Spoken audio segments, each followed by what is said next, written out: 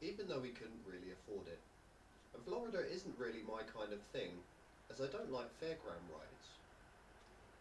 I've never understood why they always send sick kids to Florida. Going on all them rides is only going to make them feel worse. When I was at school, kids looked forward to day trips to Alton Towers, which is like England's version of Disneyland, but I didn't bother going. I was happier going into school that day, as hardly anybody else was knocking about. There was normally a placement teacher who looked after a few of us, and they would just let us sit and draw. The next day, all the kids who went to Alton Towers would have to write about it, which meant I had another day of drawing. The only day trips I went on when I was at school were a tour of Kellogg's, an afternoon at a woman's prison, and a trip round Manchester Evening News, where I caused a load of hassle because I left early without telling anyone. I had a job at Cordon Bleu supermarket to get to. Mr. Carpenter gave me a bollocking the next day because he thought I'd been dragged into one of the printing presses. Still, the bollocking wasn't as bad as the one I'd have got from my boss Paul at Cordon Bleu. He was a right knobhead. Your work was never good enough for him. In the end, he sacked me for whizzing through a big puddle out the back in the Cordon Bleu shopping trolley. He found out because the trolley got caught in the blocked grid in the middle of the puddle. My mate passed me long ice pops that I used to stab at the grid to try and unblock it. But then Paul came out to sign for a delivery of pot noodles and saw me. He sacked me on the spot. He didn't even wait for me to get out the puddle. When I went in on Friday to pick up my money they owed me, he'd taken out £1.12 for the 2 ice pops. I hated my time there. I only worked there because Tesco wouldn't have me. Anyway, Florida. Suzanne's brother came with us on this holiday, so we went on the rides with Suzanne while I stood and watched. I only went on 2. The first went really slow and played the nursery rhyme It's a Small World over and over again while you passed weird-looking dolls from all over the world. Adults didn't seem to go on it. They just sat their young kids on it and waved them off. Everyone was smiling and waving at me. I think they all thought I was a bit mental. The other ride I went on was Living with the Land, where you float on some sort of raft and go past greenhouses, plants and veg. No one was really interested in that ride. It was just me and 3 old women who were like the Golden Girls. They were going on about the size of a massive eggplant that we passed. I had no idea if it was big or not because I'd never seen an eggplant before. I think there is too much stuff in the world, and proof of this is when things share the same name. An eggplant has no link to the egg we eat. I was in a fish shop a few weeks back, and I had something called a cowfish. It didn't even look that much like a cow. It just had a bit of a flat face and a pair of horns, which isn't enough to be named after a cow for me. We're running out of words. I was on this raft looking at an eggplant with 3 old women who were panicking because they were all trying to get a picture of themselves with it before the raft moved to the big marrow. Everything is massive in Orlando. The problem is though, because everything is so big, nothing looks big, if you get me. People always have to go at Americans saying that they're too big and fat. But I put it down to the fact that Americans make everything so big that they don't realise how big they've got themselves until they visit a small village in somewhere like England, where they can't fit into a normal sized shop. We were staying in a motel while we were in Florida. It overlooked a car park and a busy road, and was next door to a Denny's. Denny's is an American type diner whose gimmick was selling square burgers with the catchphrase, "We don't cut corners at Denny's." I thought I was going to die in that motel room. It all started when we'd been out all day in one of the parks. We were waiting for a bus to pick us up when the sky went from being blue and clear to black. The park seemed to empty pretty quick, so there was just me, Suzanne and her brother left standing in the middle of this big car park. It started to chuck it down, I'd never seen before.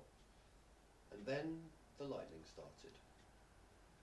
I've always been a bit worried about lightning, ever since I read that there was a woman who was in her house brushing her teeth when lightning hit her roof, passed through the tap that she was using and then jumped from the tap into her mouth, went through her body and left through her arse. That's why I don't like lightning. It's unpredictable. The only place we could shelter was at a picnic table that had a metal roof on it. I sat there with my mouth shut. After a 30-minute wait, the bus turned up. Suzanne told the driver where we wanted to go and paid, while me and her brother went and found some seats.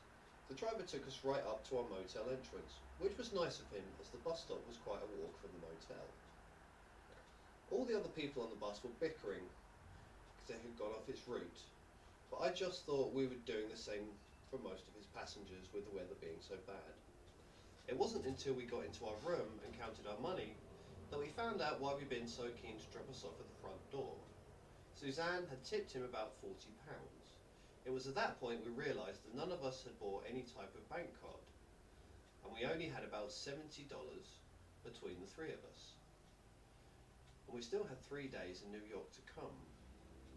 We were sat there counting up our change to see if we had enough for a takeaway pizza, when there was a weather alert on the telly saying how bad the storms were over Florida, with a chance of tornadoes.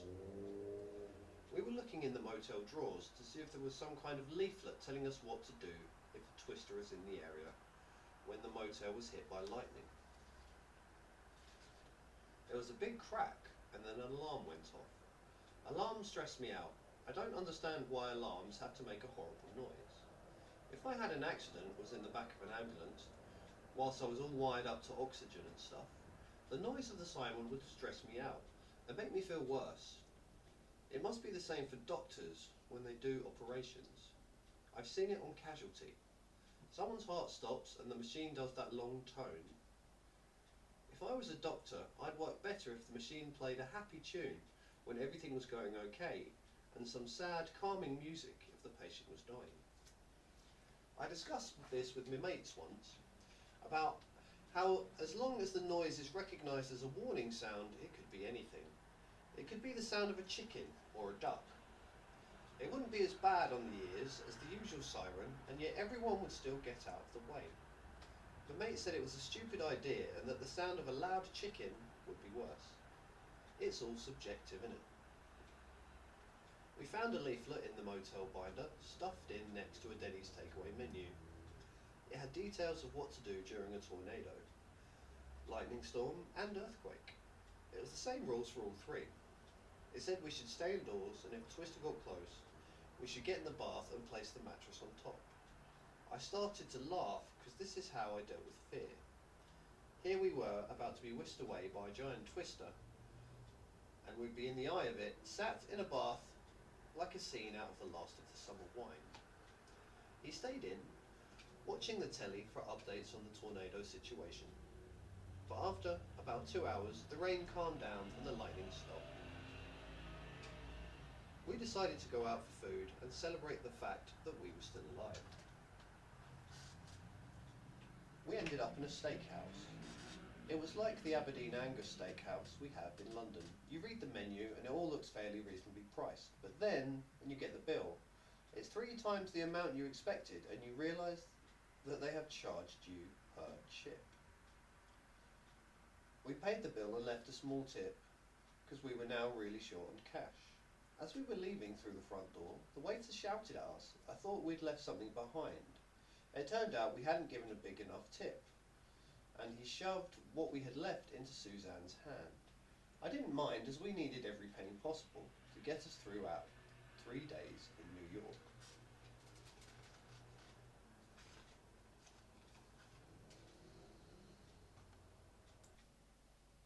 New York.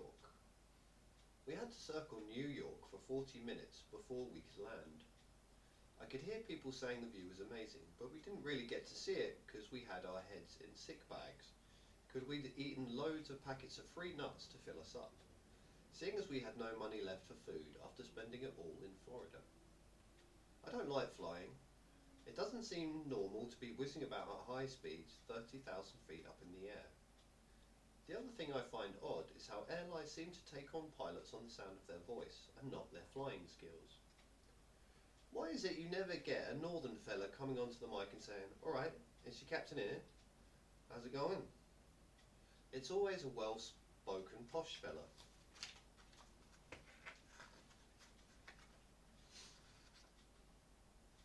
The airport was well busy. We were met by a fella called Ernie, who looked like a druggie played by Sean Penn in Carlito's Way. If you haven't seen it, Ernie had big curly hair, big glasses, and an old purple suit. He was friendly in that New York kind of way, where being friendly is just acknowledging that you are there. "Welcome to the Big Apple," he said. I don't know what it is with America and big fruit. Massive eggplants in Florida, now big apples. He seemed eager to get us out of there. We thought it was because he wanted us to have a good time in New York and not waste any more time at the airport. But it wasn't that. It was because he'd parked right outside the entrance in the no parking area. A traffic warden was putting a ticket on his big old car. He went mad. He was effing and blinding and calling the warden a motherfucker, whilst opening the car doors for us and saying, "I hope you enjoy your stay." The weather was roasting and his car had no aircon. The traffic was hardly moving. Ernie said he'd take us a better route to the hotel. I thought he meant a better tourist route so we could see some of the sights. I was wrong. He meant a shortcut. We passed gangs stood on street corners, prostitutes, drag queens, and homeless people. Just as I thought we were going to do us over and take our last $70, which we had to make last for 3 days, he turned right, and there was our hotel. It was just as busy and noisy in the hotel reception as it was at the airport. They say New York is the city that never sleeps. I'm not surprised with all that racket. After a load of faffing about, we were shown our room, which was basic but clean.